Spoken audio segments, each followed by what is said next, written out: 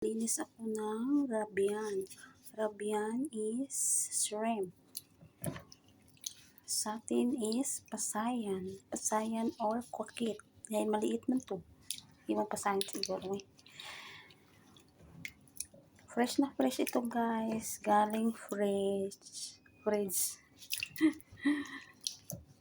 Gagawin ko itong Mara Grabian.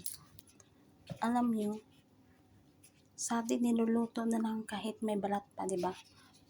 Dito sa atin hindi pwede, sa amin hindi pwede yan. Kasi pati ito, yung mga itim-itim, kukunin pa ito.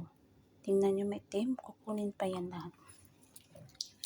Kasi pag hindi mo kinuha, sabihin ka ng amo mo na inti sawi akil wasak. It means nagawa ka ng pagkain na madumi. Tapos sabihin nila, ew! Na yan. Pag may makita sila ng ganyan, ay, ikaw na lang kumain. Ayaw talaga nila kasi wasak yung niluto mo. Kailangan hindi nila makita yan.